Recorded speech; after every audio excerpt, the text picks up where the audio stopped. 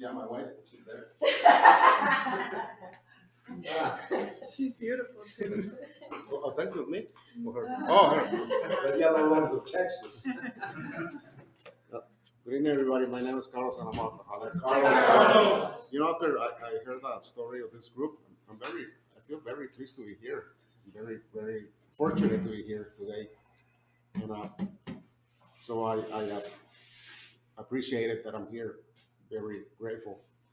And I really want to thank Astrid for inviting me too. You know, I know Astrid for a long time too. And one of the reasons I serve in the English culture is because Astrid. I asked her one time, hey Astrid, what do you think about this? You got to the English culture and then you learn, and when you learn, you go back. Oh, okay. So that's what I did. So thank you very much.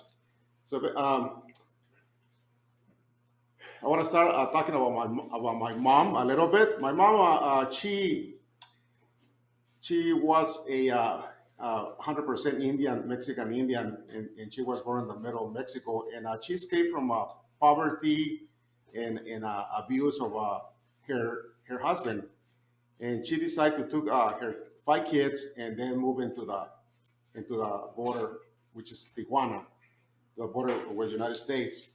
There was already living my uncle and my grandmother. And my mom got an offer, a job over in Baja, which is about 2 hours and a half going to south in Baja. And the job was to feed this colony of Russians that were there, fishermen. And my mom got the hots for one of those, and here I am.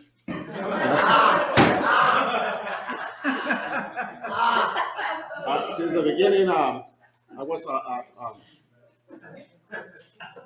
I was a part of a sin, you know. That doesn't look pretty good in the Hispanic culture, you know, getting involved with somebody else's, but it's not your husband. But they were all separate, but people don't understand that.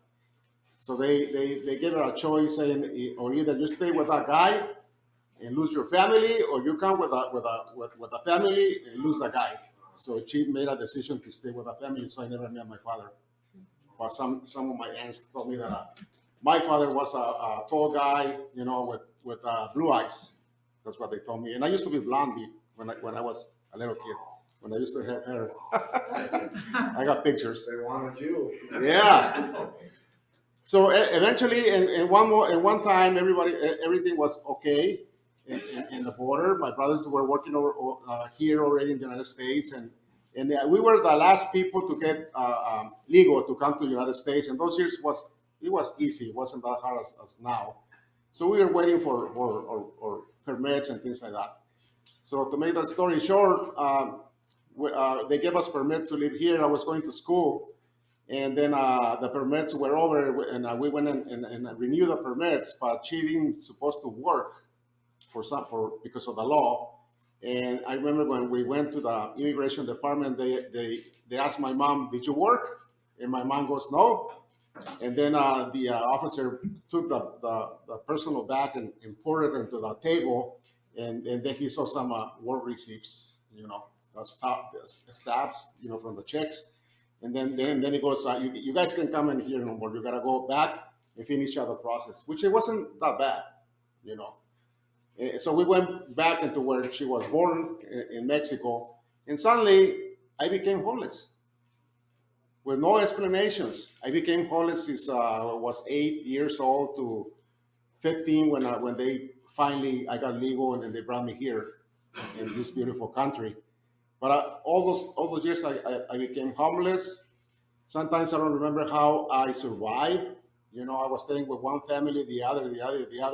Sometimes I was sleeping in the outside, in, in the streets with some other kids that they didn't have homes, and we were hungry and not even, I don't know how we survived, but there were always angels there. You know, God always sends some angels that can save you, you know. So anyhow, I finally I got resentment with my mom because the situation became like that. And for a lot of years, I was resent with her. Even in the program, in the first 10 years, I was resentful with my mom, you know. So anyhow, at the age of 13 years old, I was already in jail over there. That's where my career of criminal, began. I was already drinking. By the age of 15, they brought me to the United States, and I was already drinking. I already had a problem. I went to high school. I was drinking in the morning. Almost every day we were drinking in the morning. Somebody had a fake ID that it was 21, so he was buying alcohol in the morning all the time. And I had physical education in first period. So can you imagine, being drunk and then go to run or something. So, but I want to go back when I was 13 years old. When I was 13 years old, I was in this party, and my life is already kind of like full of problems before I touched alcohol. And I was homeless and all these things. So when I was 13 years old, there was a big party for my brother over in Mexico, in the border, and I got drunk. I got very drunk that day, and I was planning to get drunk. I remember at the age of 13, I got very drunk, and then it's like a vision for you, you know. I mean, there was no more fear. I mean, I was asking the girls to dance, and with no problem. I was dancing. I thought it was the superstar in dance. I was dancing in my butt and my knees. And those years, Michael Jackson songs when he was a kid. So all those things, and I was talking a lot and things like that. So I made a plan. I remember I made a plan. But the thing is that when I went to sleep, I did things that if I were sober, I would have never done it if I were sober. So I did things that I would have never done it when I was sober. So next day, I felt the being ashamed, for the things that I did. And I was very, I wanted to hide someplace because I started remembering the things that it happens. And I'll tell you that it didn't have to happen years and years of alcoholism. It only happened one day, the first day. I felt like the alcohol took control of me. The first day. So then I made my plan, and I was, you know what? I just gonna drink not to feel fear and be in the same level as everybody else. Because I suffer from that, and then I suffer from being loneliness because I was homeless for a long time. I didn't have my parents with me, but alcohol was giving me that, and I planned for that, just for that. But as Eric says, alcohol has some different plans. I never imagined that one day I was going to become a heroin addict. That wasn't my plan. I never planned that I was going to steal money from my wife from the rent. She used to make holes in the wall to hide it from me because the old style of hiding the money under the mattress wasn't working anymore. So she started making holes, behind the stove. But I found them. I found them all the time and I spent the money. I didn't care. Eventually, I did feel ashamed, but my addiction was more stronger than that. So anyhow, I at the age of 16,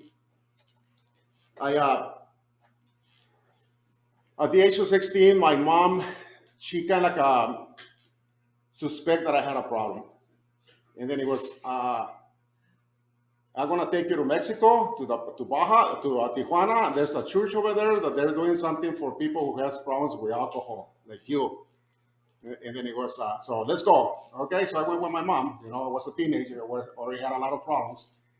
So we went to the church, and then in the basement, there was we were making line to go into the basement, and this guy had a branch with kind of like with fire, with smoke, in a container. So every guy that was coming into the room, he was hitting him with a branch, and then turning around and hit him again, And then he hit me in the back. I remember I had a sweater, and the smoke was coming from my sweater like this, right? And then you sat over there. Okay, we were a lot of people there. And then we made another line to see another lady that had the eyes going up like that, and she was saying a lot of names. And then when I was in the line waiting, I asked the guy, next to me, was, what is she doing? Oh, all the names that she's saying is for the spirits that are coming to the church that is going to save us from disaster and dissolution, I guess. So it goes, you know what? I told him, you know what? Let's get out of here. But you gotta wait. No, let's go. So we left. So nothing changed. And my mom told me that's because I didn't stay for the full treatment. That's what she told me. If you would have stayed for the full treatment, this, problems would be gone. But no, So my alcoholism progressed a lot, like a lot. It's like I was like drinking and drinking and drinking. I remember when I was in high school, my brother used to take me to help him work. He used to irrigate ranches, avocado ranches back in California. And then when I was 16 years old, he was, if you're gonna go help me, I promise you that I'm gonna buy you your favorite beer, which is the Big Mouth. Some little beers with warm. I used to drink it like water. California is hot. So he'll go over there with a six-pack. I'm 16 years old still. And then he drinks 2 and I drink 4. Then I'm waiting for him to go get more. Then I told him, hey, so are you going to get more? No, it's time to work. What do you mean? Lunchtime is over. Yeah, but I'm not thirsty anymore. He goes, I bought that beer because I'm thirsty. Well, you're not thirsty. You already drink 4. He goes, no, I'm more thirsty. He goes, I'm not thirsty, so I'm not buying anymore. So what the hell, So instead of, covering my thirstiness, I get more thirsty when I drink alcohol. So anyhow, I met my girl, my dreams, which is she's here, and we were dating one time, and I invited her to go into a party in the company that I was working on Christmas, and the Big Five came. Big Five, because my brother, he started a fight. They had a fountain full of wine going like this in the 70s, and they start fighting for a cup, I don't know what, and everybody start fighting, and then my girlfriend, she started giving me the bottles, and I was breaking the bottles into the guys in the head, and they goes, hey, that's the girl I'm gonna marry, Yes, that's the girl I'm gonna marry, yes, It's like my girlfriend was saying, hey, keep fighting, you're doing good, There's another bottle, right? So we got married, and I remember in the not even 3 months after we got married, we lost respect to each other, like gone. The respect was gone. We were treating each other like no respect at all. And then pretty soon we're fist fighting. She's big, and I give him one, she give you two back, So the neighbors, they used to go over there and, hey, why you guys are fighting all the time? We hear the bodies going into the floor, things like that. And what the hell, we love you guys. Why you guys always fighting? Well, she doesn't understand, right? So anyhow, having 2 kids, I thought I'll get more stop drinking, or my life will change. But that didn't happen,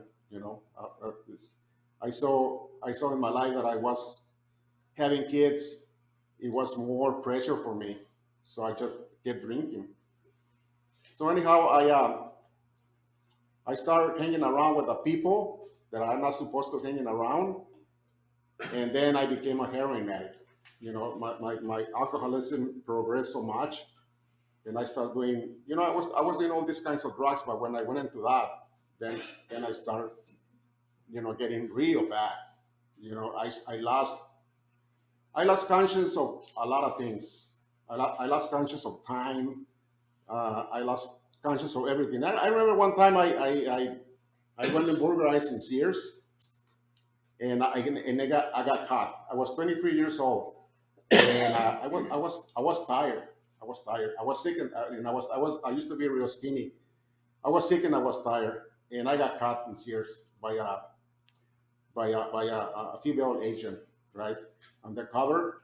And when she caught me, they took me in the room, and they they put the cuffs on it, and they asked me a lot of questions, and then they put me into the public.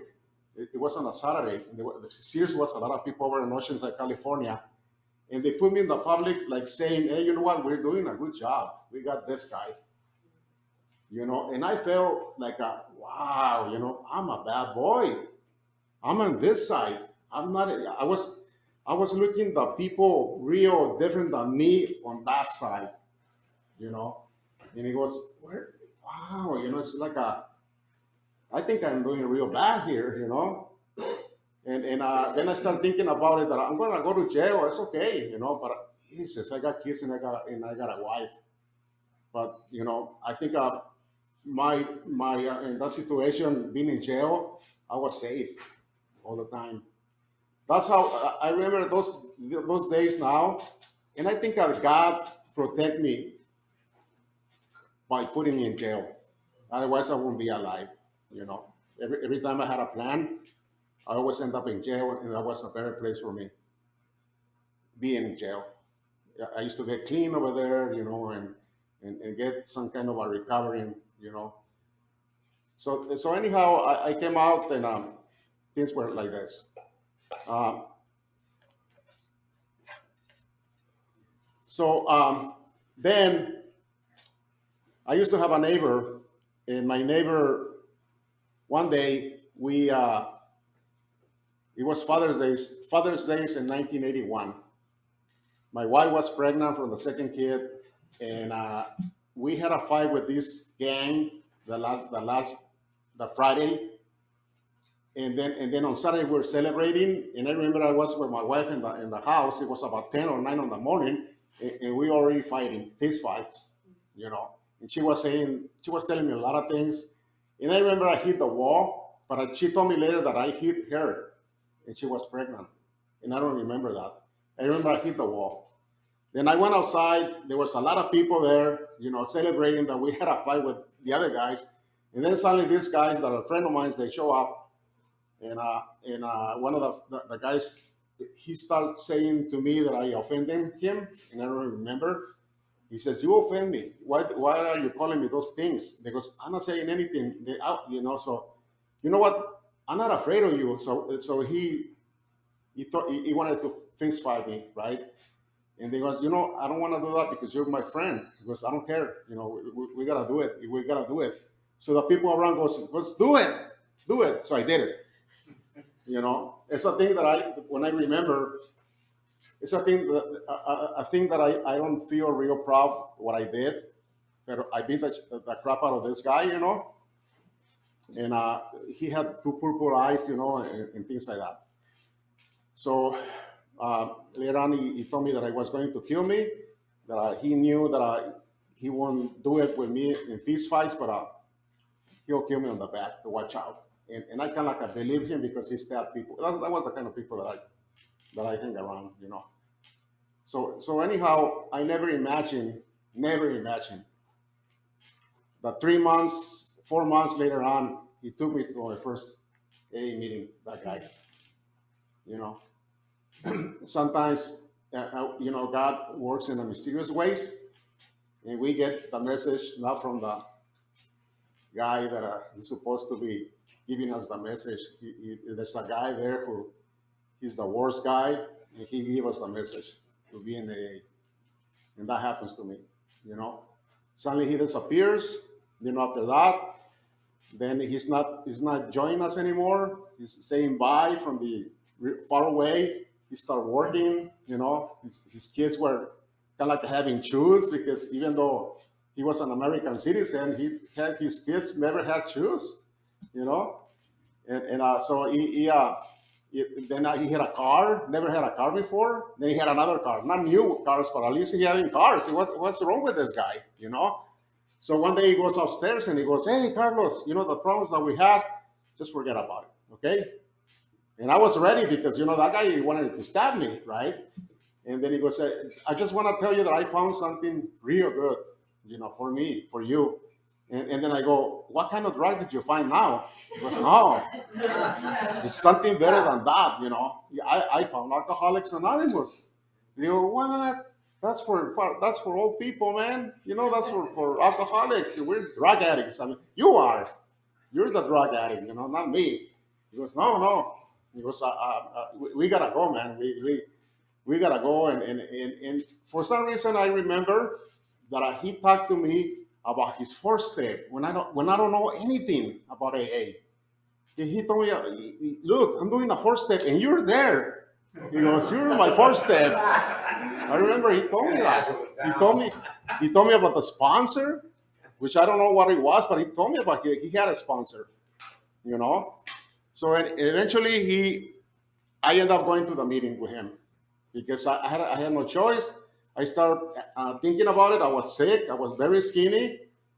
I didn't have money for my fix, and I remember I only had a half of a beer in the refrigerator from the last night. So then it was, well, I guess let's go. For some reason, Alcoholics Anonymous, we get so nervous about it. We get so nervous to be in a meeting that you're gonna speak or you're gonna share or you're gonna do service about it. We get so nervous, but we are the kings of the streets. Why do we get so nervous? I mean, in jail, I was the captain, I was, and then, okay, what am I supposed to do? Oh, just, when they say, is there a newcomer? Just put your hand there. Okay, okay, okay. So we went to my first meeting, and the meeting was full of people. It wasn't in Spanish, and they keep saying, we're gonna help you, we're gonna help you, we're gonna help you, and it was like this. And then I saw the basket going around, and people start putting money, and I thought the basket was going to be for me, And I count the money. I was, $18. My fix cost 25, but I know the guy is gonna leave it for me for $18. But at the end of the basket, they give it to the secretary, and the secretary goes, "Oh, this is to pay the rent and coffee." Goes, "Where's the help?" So anyhow, I I didn't stay there. I went back 2 years more, and it was worse. And I thought maybe all the things that I tried didn't work. My wife and I had a lot of problems. So one day, uh, I was in this hill, and I want to try not to get emotional here. Okay? I will try my best. I was in this hill, and there were uh, a lot of trash there. The people throw away the trash, and I was there with my nephew, and I had some money to pay my lawyer, and I spent all the money that night, like $350. And I mean, 38 years ago was a lot of money, and I spent the whole thing in drugs. I got the obsession, or my arm was like this, all the needles there for in that night. And I told my nephew, go get the last one. I only got $25 less. That's my last. So he left me there. I was on the hill, and I felt so bad. And then I did the most thing that I was afraid in life, which is the devil, because my mom told me about the devil. If I don't do the things that I'm supposed to do, the devil's gonna take me. Since I was a little kid. So I asked the devil to take me, to show up and take me, because I cannot handle this anymore. Never show up, and I was like come on, take me. So then I went into my knees, and then I start praying to something. I don't know, I started just praying to something, and then, I know I learned that the prayer that I did is the most powerful praying that you ever done, most powerful in the religions or anything like that. But it's the one from the alcoholics that I says, if you're there, please help me, you know, and that's what I did. And I went into my knees, and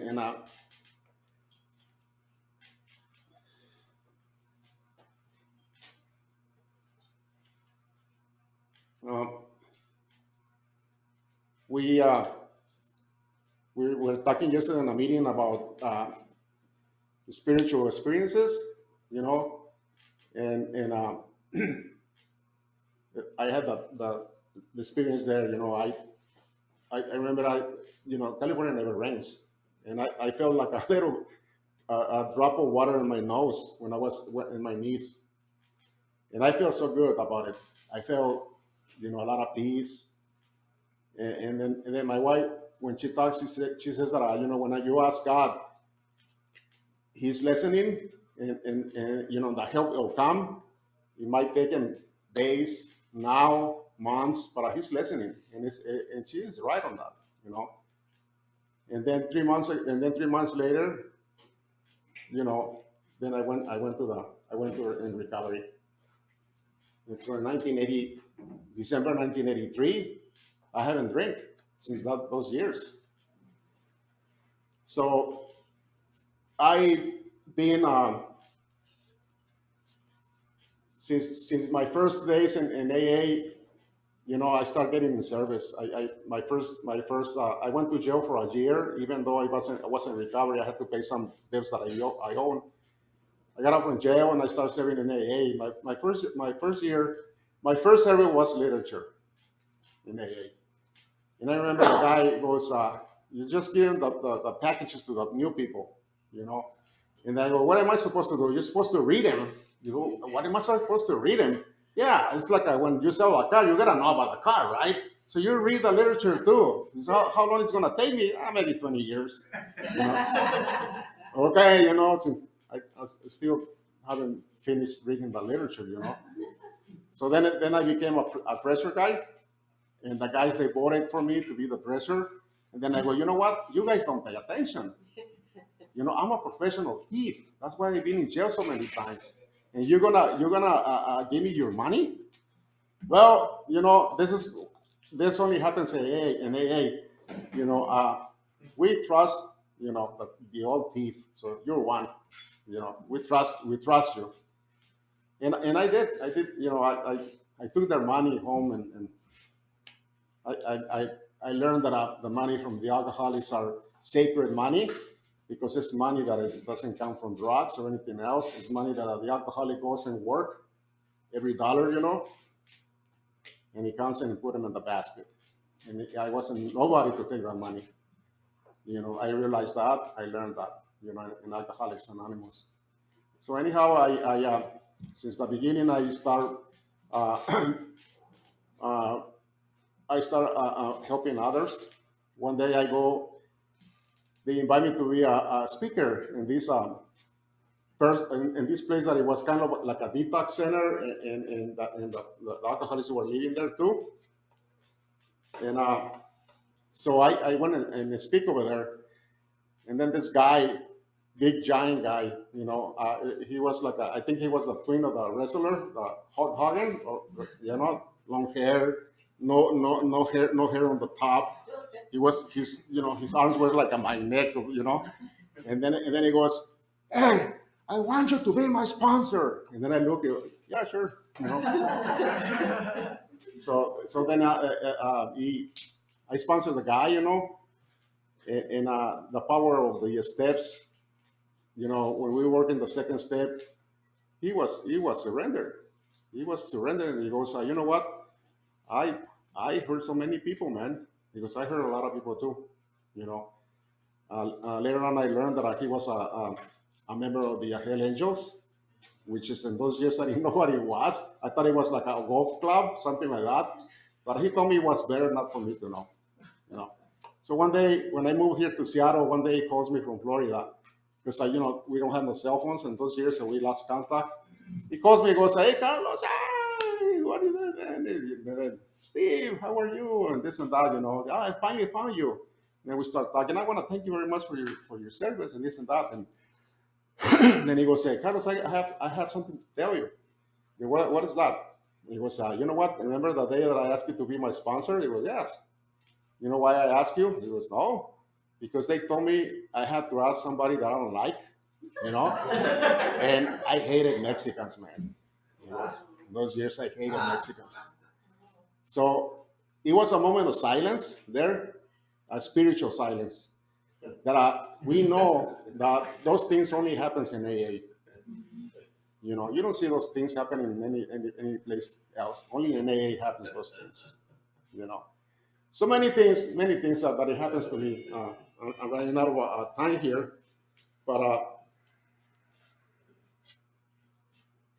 I'm running out of time. But I'll tell you that I served my community for 29 years in the Hispanic community, and now I'm serving 9 years now on the English community. I don't know what happened there. You know, I start going to this English speaking meeting, and the secretary goes, Carlos, are you going to be the secretary? You go, I want to wait 5 years before I become the secretary for this group. No, next week. So I became the secretary, I became the alternate GSR, then I became the GSR, then I became the alternate DCM. I don't know how. I won the elections from a person that I had a lot of experience, and some other people were wanted to take the position too. And then when the elections came, goes, congratulations, Carlos, you're the alternate DCM. Oh, wow! You know, I didn't know what to say. You know, and then I became the DCM.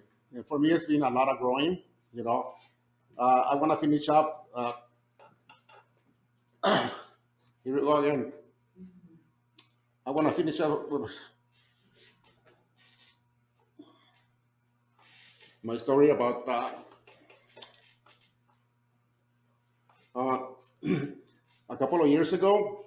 They start going into people that had criminal past, federal criminal, and I was going to get deported, even though I never been illegal.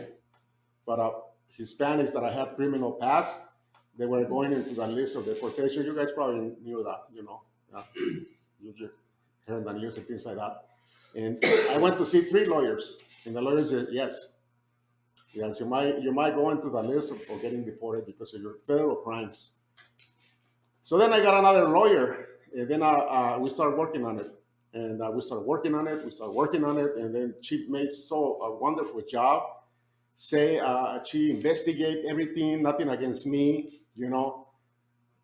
In September of last year, I went into with a officer in front of him with all my papers and everything, and the officer goes, it seems like all your criminal past, you did it on the 80s. He goes, yes, you got arrested here too. You know, had all the everything, all the records. And then he goes, yeah, that was in 1993. I got arrested because of this and that, you know, because it was I don't know. And then he goes, but when the crime happens? In the 80s? Oh, the 80s, you know. And then he asked me, are you a member of something? Are you a member like a terrorist group or some other group? He goes, no. What are you a member? I'm a member of Alcoholics Anonymous. I cannot lie, you know. It's a situation that you cannot lie because they got everything on you. And then he goes, oh, okay. You know what, man? I know what alcoholism is. You know, the officer told me that. Those guys, they have a lot of power. One decision of them and you're out. You know, they have a decision for you, for your life, you know. And then he goes, you know what? I know what alcoholism does. I went to Iraq 2 times, you know. I know that. And then it looks like you turned your life real good. So I'll tell you. He goes, I want you to be an American citizen.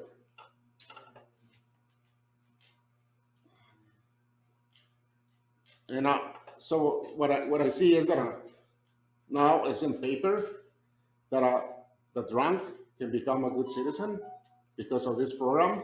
The transformation with the steps, you know, we're having a sponsor with service, being an ex-convict, now is being a good American citizen, and you're welcome. And they gave me my papers and I became an American citizen thanks to this program. Thank you very much.